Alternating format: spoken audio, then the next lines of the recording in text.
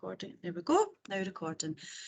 Right, okay, so Vicki, that's that recording. I'm just going to hand over to you now, and I will let you crack on with your presentation. Thanks. Thank you. Hi everybody, my name's Vicki, and for those of you who don't know me, I'm actually a student counsellor here at the college and predominantly based at Kingsway campus. I work on a Monday and Tuesday, but I also run my own private practice and have done for the last 7 years now. I'm a member with the British Psychological Society, and I've worked with the college for many years now, covering a whole vast array of different things, from importance of sleep to understanding anxiety, which we're going to be doing today, to really understanding mental health, right down to social media addiction, you name it.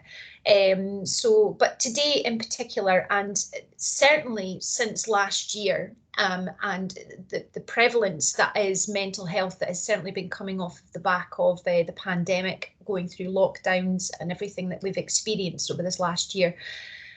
We've kind of thought it would be a very, very interesting topic today to actually discuss anxiety and anxiety in its form. Okay, and today in particular, we are going to be covering really what it is, really looking at the differences between normal, so actually what it is to feel normal anxiety and all of the actual feelings and emotions under that. And then obviously when it can turn a little bit more difficult or a little bit more insidious is what we would say. And essentially when anxiety starts to become a problem. And we're going to also kind of move into topics around actually what you can do to try and help minimise feelings around anxiety. And certainly, please feel free at any point to jump in. Please put your hand up. If you've got any questions at all, please don't feel frightened to ask. And certainly, I'm going to be posing some questions to you guys as well. So I really do quite like an interactive kind of lectures to what I'm going to be giving you today. So first of all, could I just get a thumbs up or from people just to let me know that you can all see the presentation okay? Just a bit of a tech check. Yeah, perfect. That's wonderful. Thank you very much, everyone. Okay. So yes, topics today, we're going to be discussing anxiety. Actually, what is it? And we're going to be looking at the differences between nerves, feeling overwhelmed, feeling just a little bit stressed, versus actual anxiety, and when anxiety starts to become an issue and a problem. So knowing the difference, okay? We'll also discuss actually anxiety disorders. There is more than one. And nowadays, unfortunately, we do have a tendency to use the medical term anxiety to describe everything that we're feeling, and actually we shouldn't do that. We should actually be learning to use our words a little bit more appropriately when we're actually trying to describe how we're feeling. But I think it would be important for me to actually run through anxiety disorders so you know the difference. We're also going to be discussing some of the symptoms. Okay, some of us may have experienced some, all, only a few, maybe 1, 2, but really it's important for us to recognise some of the symptoms. And the influencing factors is going to be quite an interesting model that I'm going to show you today with regards to what actually influences anxiety, and it's not just one thing. And then we'll discuss how to reduce the nerves, the overwhelming, some of the stress kind of feelings, and obviously the more vaguer aspect, which is anxiety. I'm going to also discuss with you just a couple of things, signpost to you more to the point. There is a particular study method that I'm going to bring up which can help reduce and has scientifically proven to reduce anxiety, especially around your studies. And there's a couple of other things that we'll kind of discuss as well in terms of peer support, etc. And then we'll move into a summary. Okay, so first of all, I'm going to kind of ask the question, and I'm going to pop the question out there. What is anxiety? Can somebody, jump in and tell me what they feel they think anxiety is? So please don't go thinking you can give me the wrong answer here.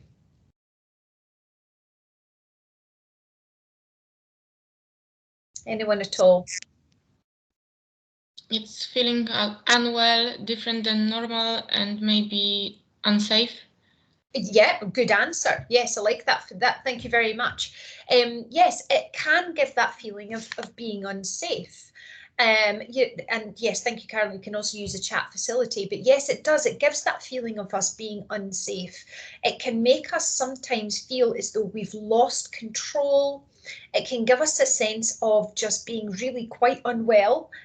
We have lots of physical symptoms that can certainly come with anxiety, and it can be triggered by a whole host of different things. Lots of people have lots of different triggers. There is no one particular trigger which can induce anxiety. But thank you for that answer. That was a good answer. So actually, what is it? Now, the British Psychological Society state that anxiety is actually normal. It is normal, if unpleasant, and it is a part of life, okay, which can affect us in all different ways and at different times. Whereas stress is most often linked to a specific event, okay, so a specific factor, those experiencing anxiety are sometimes not always aware of the cause. So sometimes it's a lot more vaguer. There isn't an actual trigger sometimes to anxiety. Stress and anxiety are, as it said, very natural, okay? It's part of our fight or flight response. It's part of our body's response and body's reaction to danger, okay? The purpose of this response is to ensure a person is alert, focused and ready to deal with a threat, okay? However, unfortunately, sometimes we can be on that fight or flight response all the time, which makes us feel very, very anxious. So just to give you a bit of an idea, I'd like you to kind of know the difference between everyday anxiety, which is normal, may I add, versus when it may very well start to become a bit of a problem. So things like worrying, so general worrying about paying your bills, you know, if you're going for a job or if you've got a deadline with college, for instance, or you may be having some issues with a partner, you know, and just in general important life events, that's normal. It's normal to feel stressed and it's normal to feel a little bit overwhelmed and it's normal to feel a little bit anxious when these things come. Certainly sometimes feeling a little bit embarrassed, or if you maybe walk into an awkward social situation, it's also normal to feel nervous, especially if we're meeting people for the very first time, or if we're going into a classroom, for instance, for the first time and we know absolutely nobody. It's normal to feel nervous. It's also normal, and sometimes it's normal to show, you know, be slightly breathless, maybe start getting slightly sweaty palms, particularly before we're giving presentations, for instance, you know, or if you've got a test or an exam or an assessment coming up. It's very, very normal to actually have a sense of nerves. I hear a lot of students nowadays using the term, oh, I'm really, really anxious. Sometimes I try to coach students into saying, well, actually, what's under that anxiety, to the point they'll say, well, I'm actually a bit nervous because I really want to do well in this assessment. That's a really good use of words, rather than just saying the umbrella term of anxiety.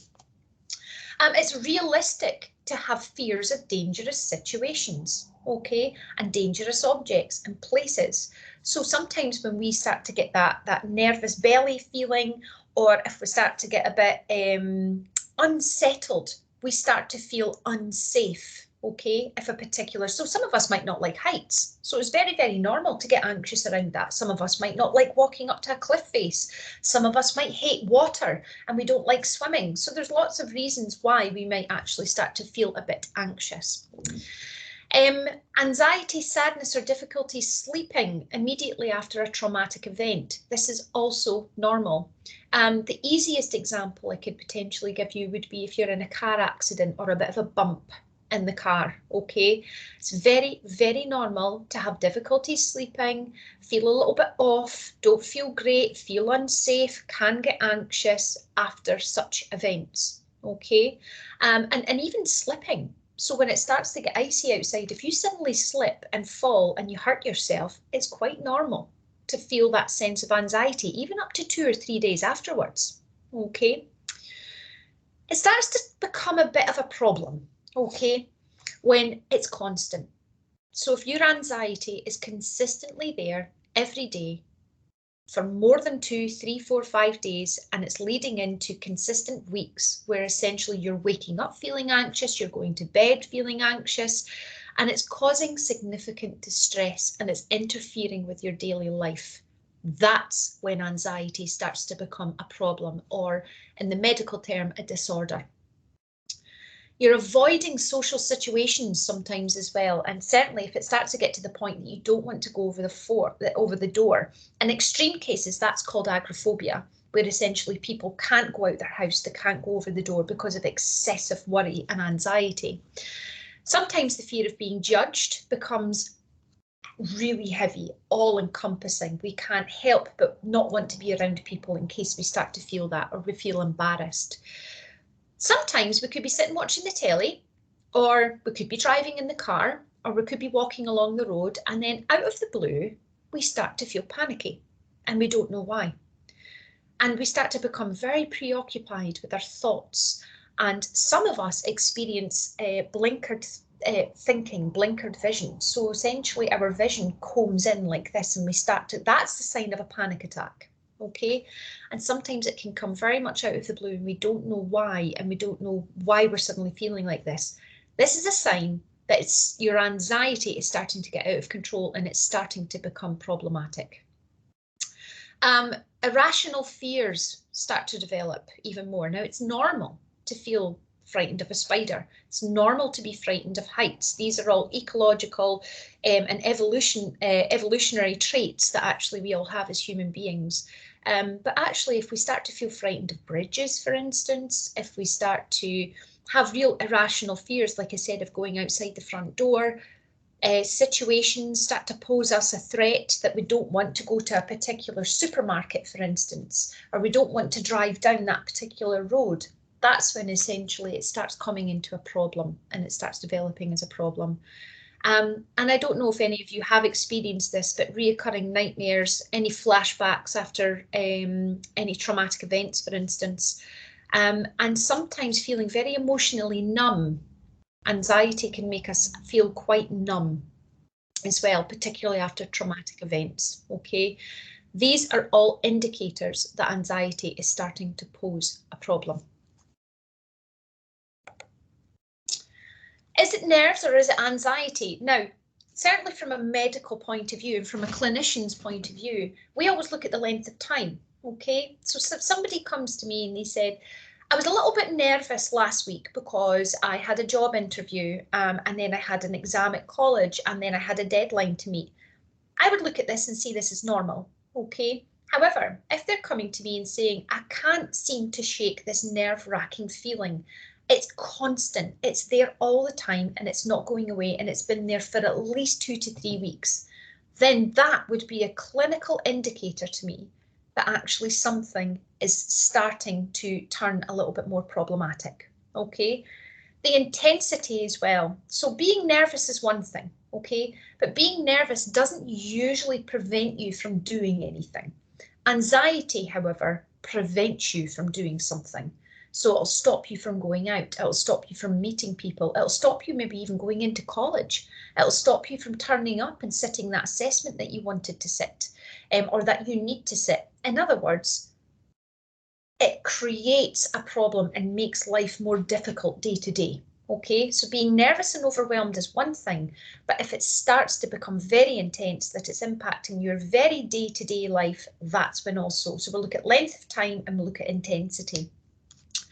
And we also look at focus. So nervousness is a response to something very specific. Okay, so I'm nervous because I'm away to sit this test. Okay, while anxiety is much more vague.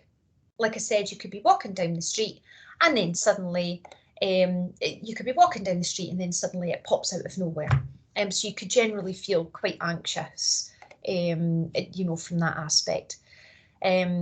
And there's Haley saying, yeah, it is the worst when you feel anxious for no discernible reason. Absolutely, yeah. And it's so difficult, isn't it? Because we really want to find a trigger and we want to find a reason, don't we? But actually, sometimes that's not the case. And it's really hard in order to do that. Now, just to give you a rough idea of types of anxiety disorders, okay, there's lots. And the generalized one is the top one. The top one is the one that we would often be diagnosed with from clinicians, which is generalized anxiety disorder. That's that feeling of being constantly anxious, unrealistic worry all the time, tension for no specific or apparent reason. Okay, We then move into panic disorders. Now, panic disorders can also come with general anxiety disorder. That's where you suddenly feel sudden, intense fear. For some people, it could be heart palpitations. You could start to sweat, feel chest pain, start to feel very sick. Some people also experience as though the ground is opening up under them. Okay, and actually it can be a very, very frightening experience. And it has been known, panic attacks, to induce heart attacks as well. So certainly it is one of those things that bolts on to generalized anxiety disorder. Social anxiety disorder, are also called social phobia. This is when you generally feel overwhelmed and worried and very self-conscious about social situations. Given the pandemic and given the fact that we were all told to stay in and not socialise for quite a long period of time last year, and given the fact that we were conditioned to feel and believe that other people could be a danger to us, with regards to, you know, contracting COVID. Unfortunately, we're seeing a very, very sharp and steep rise with social anxiety. There's a lot of people not wanting to go out. There's a lot of people thinking, I still don't feel safe. So we're seeing this. I mean, actually, social anxiety through the Royal Society of Psychiatry, that's tripled in number since last March. And then obviously when we look at specific phobias, so real phobias, you know, such as heights, flying, spiders, etc. like that, that's a different type of anxiety in itself. Agrophobia, intense fear of being in a place where it seems that there's no escape. So we don't have that escape route. Certainly I work with a lot of people who as soon as they go into the building, they need to know where their outs are. They need to know where their exits are. And actually it's quite a good strategy sometimes just to know. So essentially you feel as though you've got some form of coping and control. Separation anxiety, we see this with children, particularly if children are starting school for the first time or going to nursery for the first time. Young children can have a tendency to grapple on and hold on to their parent or carer. However, you know, adults also suffer with this. Anyone can get separation anxiety. If you do, you feel very anxious or fearful when someone close to you leaves or leaves your sight. Separation anxiety is also linked with grief, and certainly losing someone or losing a loved one. We can also feel that. And selective mutism. This is a type of social anxiety in which kids can, you know, do choose sometimes to not talk or speak in public. But actually, I've worked with a young adult recently who also has selective mutism. And don't forget that certain medications can make you feel anxious normally. Okay, so certain medications such as antidepressants, thyroxine given for your thyroid, some HRT, medications, etc., and general mood boosters. If people ever take things like St. John's wort, which are herbal, which I wouldn't advise taking at all, to be completely honest with you, essentially they can actually make you feel very, very anxious. If you are changing medication, so if you're moving over from one medication to another, withdrawals can certainly make you feel anxious too. And also illegal drug use, you know, so essentially any forms of drugs like opioid-based drugs such as cocaine, for instance, and heavy marijuana use can actually make you feel very anxious and paranoid at times too. So, but as we can see, all of these fall under a bracket of general anxiety. But notice the difference. There is actually a difference with all of these that I've told you about and just generalized everyday stress, nerves, and feeling overwhelmed. Okay, it's very, very normal for us as human beings to feel nervous. Yes, and thank you, Alison. Too much caffeine, absolutely. Caffeine can induce some horrendous anxious feelings, actually. I would say if your predisposition to feeling anxious, specifically in the morning anyway, try not have your coffee till later on in the morning. Okay, allow your stress hormone cortisol to naturally drop before you decide to give yourself a coffee. So some of the symptoms, particularly with generalized anxiety disorder, are GAD, as they call it. We could constantly feel agitated. We could constantly feel restless. We could actually feel tired, but no wonder, because we're consistently wired all the time. Excessive worry, that excessive worry drains us of our emotional and cognitive ability. We could generally have increased muscle aches and soreness. This is because our endorphins are dropped when we're actually feeling very, very anxious, okay? So generally our natural pain relief disappears. Impaired concentration. Now, as students, you know, generally your concentration needs to be at its foremost and at the front and running at 100%, and feeling very irritable and difficulty sleeping. Certainly not getting a good night's sleep. Okay, that's a vicious circle, and that's something also to remember. Sleep is our number one, over and above food and water. If we're not sleeping properly, our ability to handle our mood, tolerance levels, particularly anxiety, will drop massively if you're not getting a consistent, good quality type sleep. Okay, and yes, generally these are only but some of the symptoms. And to carry on with more of the symptoms, you know, we could generally feel fearful. Overthinking's a big one. Genuinely overthinking is a huge one.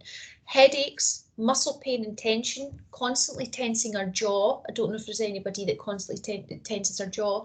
Another one that I haven't put down there is increased nightmares. It could also happen. When we're very anxious and tense and stressed, if we do fall asleep, our dreams actually tend to manifest how we feel. Work quality slips. We might find that we're not meeting deadlines. Our appetite disappears when we feel very, very anxious as well. I don't know if anybody's ever experienced that your appetite just ups and leaves the building. We could become very upset tummy all the time, feeling sick, shortness of breath. And this consistent need to try and control absolutely everything, okay? That's because we're feeling unsafe. That's because anxiety makes us feel unsafe. So we try to control every single facet. And unfortunately, we all know we can't control everything. We can't control the weather. What do? We respond to that, don't we? So do we. Yeah, I used to be physically sick due to anxiety. Yeah, absolutely. Physical sickness is a really, really common symptom, actually, of feeling very, very anxious all the time. And these are only but some symptoms. We've got some people who experience severe breakouts with their skin. We've got some people who their hair may very well start coming out in clumps. Frequent urination as well, the constant need to go to the loo. Some people may very well develop urinary tract infections, kidney infections, and long-term anxiety, unfortunately, does impact your health.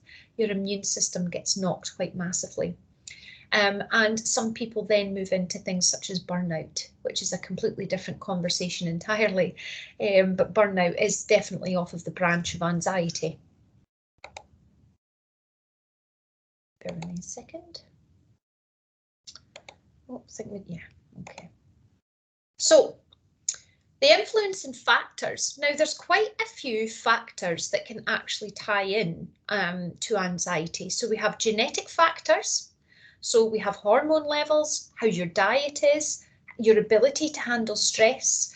You know, if you're generally kind of exercising and everything along those lines, there's lots and lots of genetic factors. There's medical factors also, so any medications, any underlying health issues. We have life stressors, so particularly students starting university or college for the first time, leaving home for the first time, traveling to different countries, different cultures to study. We're worrying about money, you know, just general kind of worries and pressures and expectations on self and from family as well. These are all factors, okay, that can begin to start to build up. And the list goes on and on and on with regards to factors. And unfortunately, yes, I do have to mention recreational drug and alcohol use. Alcohol has a particularly nasty effect on mood for either low mood, depression, and or also anxiety inducing. Not the day after, not the hangover day, but usually 2 or 3 days after that. That's when you'll start to see an increase in either the depressive low mood state and or also the anxiety state as well. A recent piece of research actually showed that some of the biggest influencing factors around anxiety development was environmental factors. So we even go back to actually looking at someone's early life and early life events. Certainly early life traumas would then create an inability or a difficulty in handling stress, okay, as an adult. So certainly genetically we do see changes within people, but environmental factors are a huge, huge factor in whether or not we can handle that and if we'll develop anxiety. Just a really interesting model, and I really liked how simple it was, but the biopsychosocial model of mental health. There is 3 major constructs that feed into our mental health on a consistent, daily, every second basis. Okay, so we have biological, psychological, and social factors. As I said before, genetics, disease, exercise, drug, alcohol, toxins, stressors, injuries, okay? Psychological, we have everything from internal belief systems to emotional resilience, to your coping skills, to your emotional intelligence, and basically cognitive behaviors, to social. So how are you brought up? What's your family like? What's your environment like? What's your peer support like? Do you have any friends, peer relationships?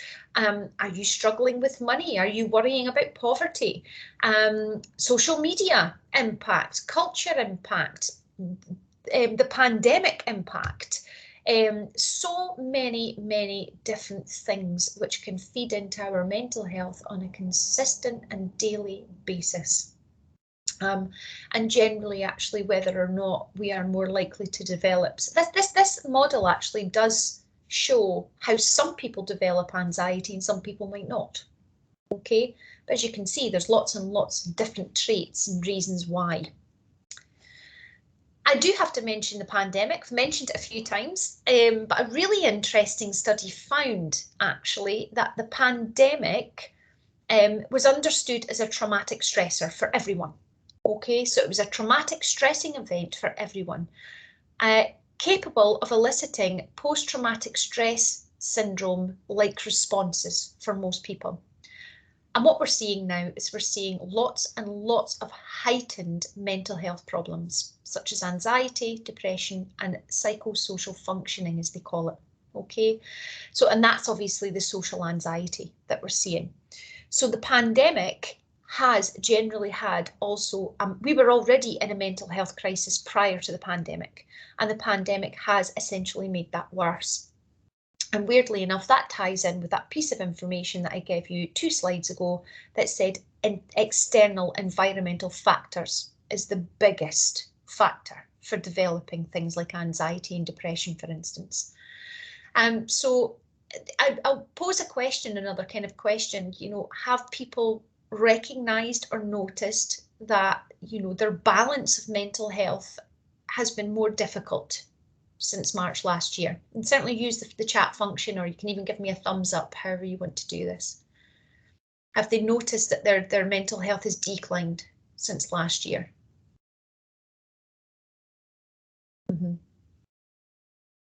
Yep. Okay, I'm getting a few thumbs up there. Yeah, absolutely. But definitely since COVID, mental health has declined. Yeah, it has. And certainly anxiety. I had the opposite experience. It made me feel less abnormal about being unable to leave my house because everyone was in the same boat. Absolutely, yes. I've experienced that as well, actually. There's been quite a few people that have turned around and said, actually, I quite liked it. I quite liked how everything slowed down and I was able to kind of stay, in my house, and whatnot. But absolutely. But unfortunately, yes, we are seeing exacerbated mental health problems. And the 3 biggest ones we're seeing the problems with is anxiety, depression, and burnout. Okay.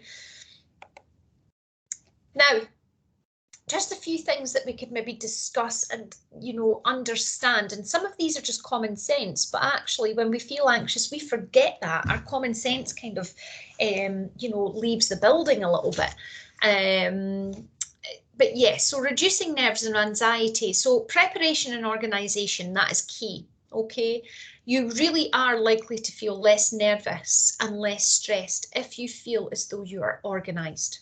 All right, so certainly getting everything from your daily routine organised, your medications that you take organised, and right down to obviously your college work organised, and just recognising that actually preparation's key. Being fully prepared and feeling prepared helps us feel less nervous and less anxious anyway.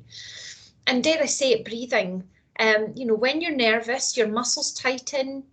You actually have a tendency to hold your breath. You're just probably not aware that you're doing it. So taking some nice deep breaths will certainly help get oxygen to the brain and allow the body to relax.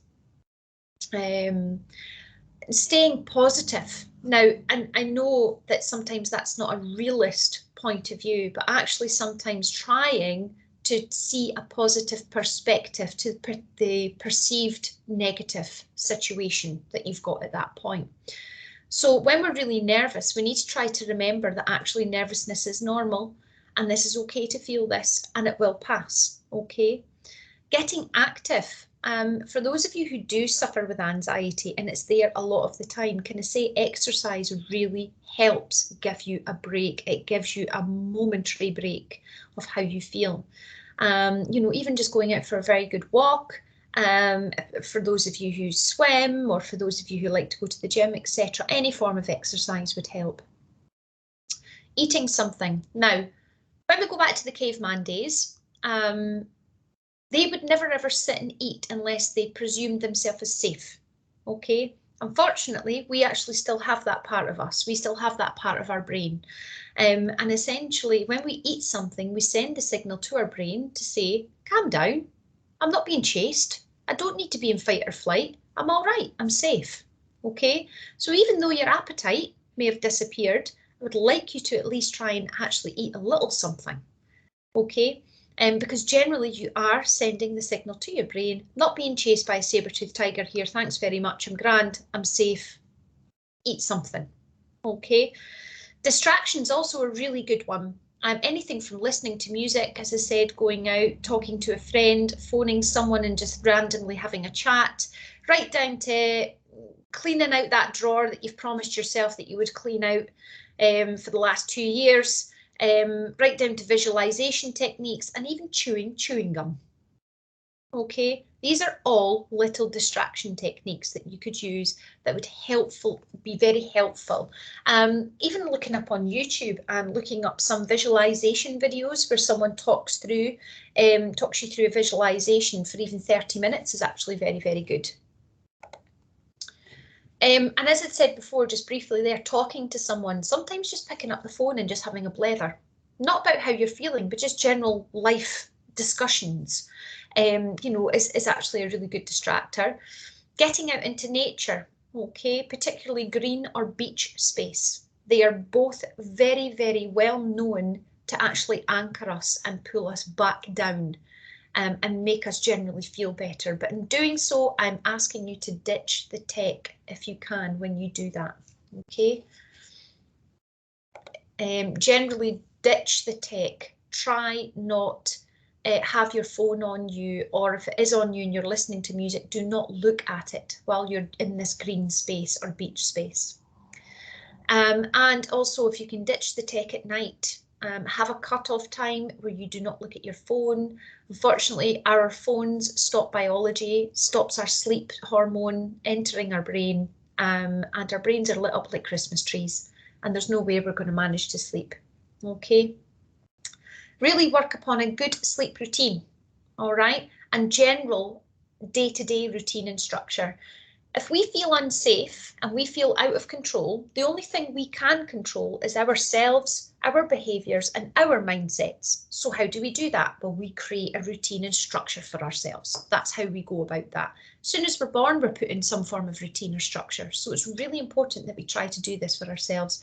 And I promise you that would genuinely help alleviate, you know, on a 0 to 10 scale, it would bring us down at least a couple of pegs on that scale. Be proactive, asking yourself, what do I need to do right now to make myself feel better? So I'm handing the responsibility to you and the choice to you, essentially, okay? Asking yourself, what can I do for myself right now? You know yourself the best. So ask yourself the question, what do I need to do right now to make myself feel better? Good diet. Don't get me wrong, we all love a bit of chocolate, we all love a pizza, we're all, you know, genuinely, but actually if you find yourself not eating at all and all you are eating is sugary products, that is not going to help with your anxiety in any way, shape or form. Sugar would elevate it, make it worse, okay? So do be very, very careful with the type of things that you're eating. And peer-to-peer support. The Mental Health Foundation just this year done a big study, and they stated that peer support can enhance people's well-being. Now, what I mean by that is just talking to your friends or having a group one-to-one. You do not need a practitioner such as myself to be there to facilitate it. You know, if you guys want to sit with your friends or as a group and actually talk, it's really, really, really phenomenal actually what comes out from peer support. Yeah, so certainly living in an environment where there is a lot of clutter in the house, gradually decluttering the house and whatnot certainly helps. It does. Even from a workspace, okay, generally if I've got paperwork piled up here, it doesn't help. It can make you feel more stressed. So certainly having a declutter, a deload, however you want to put that. Yes, but thank you, Hayley, for bringing that up actually, because that's a really interesting. Decluttering genuinely helps. Yeah, and it helps to streamline your morning routine. Yeah, absolutely. And I'm going to just pinpoint on this peer support a bit more. Another really interesting study came out this year, which really championed peer support. Okay, and again, that is collective little groups where you do not need to actually have practitioners involved, or even sometimes just sitting with another friend and just speaking to them. Okay. It shows how peer support, listening and supporting one another can be very positive and have a very big positive impact. Sharing with people who have had the same lived experience of mental health, such as anxiety or depression, can help us feel understood. Okay, it's supportive, it's encouraging, it gives a sense of, you know, being listened to, empathized with, enhances well-being, creates commonality, the fact that you're not alone. Okay, so it's really important that you reach out. It's really important that you sometimes you say to people, do you know what, my anxiety's been terrible recently, and talk about it. Makes you feel of an equal value and worth if you're able to sit with someone and someone's like, I know exactly how you feel because I felt the same. It improves engagement. All right, so even for those of you who struggle with being around people, you know, generally struggle with being social. I was working with a student the other day, and certainly in Kingsway, we've got the new Spanish steps that have been built in the cafeteria. And this student really finds it difficult to be around people and socializing, but they like the idea of the Spanish steps because they can sit on their own, they can watch other people, but they don't need to interact, if that makes sense. So they can sit there, but they're still with people. And certainly that's a form of engagement. That's them actually genuinely getting engaged within their kind of environment. Peer support also offers a quality of life through social engagement, so just being social, and builds positive emotions. So please do not feel frightened for even just speaking to someone that's in your class, or speaking to, you know, or even a group of you even getting together and actually talking this through. It's vital actually. You know, it creates a supportive, respectful environment, empowering, you know, actually genuinely being very, you know, approachable. And that act of listening, just that act of listening, at the end of the day, you can't fix it for them, but what you can do is listen. Okay. So I've also made a list here, and certainly this is going to be made available to you, some peer groups. So I mentioned peer support, so there's actual peer groups. So the Mental Health Foundation found these mental health condition specific peer groups. Okay, so we've got bipolar, for instance, groups that are very particular to bipolar. For Carers UK, Peer Talk, which is particularly good for obviously depression, and Pen Friends scheme as well. And then obviously we have people who have unusual sensory experiences and may very well see things or hear voices, etc. We have the Hearing Voices Network. And then we have the Stone Wall, which is a list of local peer support groups within your area, actually, which particularly surround the LGBTIQ+ groups as well. So please don't feel as though you're on your own. If you don't feel comfortable speaking to someone, then there's lots and lots of peer support groups that are now online, and very well run and very confidential, and a lot of the time they're anonymous as well. So please don't sit and feel as though you're on your own. So just a little thing, and I'm going to signpost you certainly to a small talk that I gave, and it is on the learner engagement site and on YouTube as well.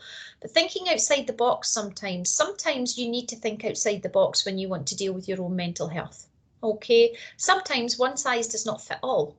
And generally thinking a little bit differently or trying things a little bit differently and adapting different things. And I'll signpost you very quickly to something like rethinking even your study methods. All right. And there is a specific talk on this method, the Pomodoro method, which I gave. And certainly I believe it is on the Learner Engagement website. It is available on YouTube. And it's something just to bear in mind. But a lot of us get quite anxious and can generally feel really quite anxious when it comes up to studying, and especially if we've got deadlines and nerves surrounding that. Yes, so that's Carolyn's just said the previous talks are on the YouTube page if you're interested. But this method in a nutshell, you know, essentially you decide on what you want to do, set a timer for 25 minutes, work on said task for that time, and then when your timer goes off, take a little 5-minute break. Okay, and repeat that cycle 4 times, okay, and then take a larger break. All right, so this is something which has been proven to really help with our focus, our concentration, and help alleviate any anxious or nervous feelings towards studying, and specifically if we've got any. I did this myself. I've been studying for the last 6 years of my life, and this method worked for me because I'm not somebody that can sit down for hours. I get bored. So essentially having this method was phenomenal, and it actually made me feel in control, which then helped my anxiety, and it was wonderful. So certainly something that I think would be really worthwhile for you all trying is the POM, you know, generally. And also I wanted to bring to your attention the circles of control. I think this is a brilliant visual. The problem with anxiety, and especially if it's vague and it's there all the time, we do try to control absolutely everything. I mentioned the weather. Now, if you look on the very outer circle, the weather's there, it's mentioned, okay? Believe it or not, that's in the circle where you cannot control it.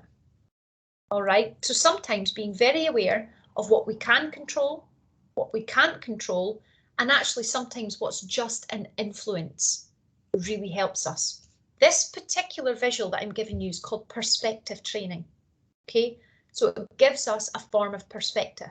So really, when we look at it, the center circle's us. The only thing we do have truly full control over is our words, our behavior, and our own mindset. Okay, everything else is either a not controllable variable or it's an influence. So we can influence our career and our academic success, and it can influence us. All right, other people's opinions. It's merely an influence. Your reputation is an influence. Your time commitments, you influence that, okay? Who you vote for, behaviours of other people, these are all influences. You cannot control other people. You can't control what they're going to say. You can't control what they think. So for instance, me giving you this talk today, I am an influence, okay? But I can't make you think, feel, or act in any kind of way. But generally, I don't get anxious over that because I know I'm merely acting as an influence, if that helps. But if you think about this, this is a really powerful tool that actually finally you know exactly what you do have full control over, and everything else is merely an influence. And just to summarise, anxiety is not easily compartmentalised, as you can see. Okay, It is a vast makeup of lots of different factors, from bio, psychosocial factors, okay? Anxiety is a unique mix, both internally and externally. And I would often encourage you to educate yourself on the differences between nerves and anxiety. So we're needing to normalise actually a lot of these feelings that we do feel and understand that they are part of the mental health continuum. Be aware of what you can do to help yourself, reminding yourself of your responsibilities and abilities to control what you can and help yourself with. Make yourself aware of all the services around you. If you aren't sure, please ask. Never be frightened to ask. Recognise when you need some extra help. And again, don't be afraid to ask. Think outside the box. One size, as I said, does not fit all. Encourage yourself and those around you to be creative on how you're actually going to manage your mental health. Being aware of the circles of control, this really does help perspective. So if I start to feel anxious and I start to feel as though I want to try and control everything, I do ask myself, hang on a minute, can I actually control this? If the answer's no, then I try to take a step back just for a minute and say, right, what can I do? And peer counselling, okay? So I use that word peer counselling. Talk to your fellow students. It is a possible short-term solution, okay? Generally talk to people around you or actively seek some peer support online, all right? It is particularly good. Okay, so that was quite a short one. But yeah, is there any questions? I've left 10 minutes, a good 10 minutes for some questions. You know, does anyone have any questions on that? What's people's thoughts?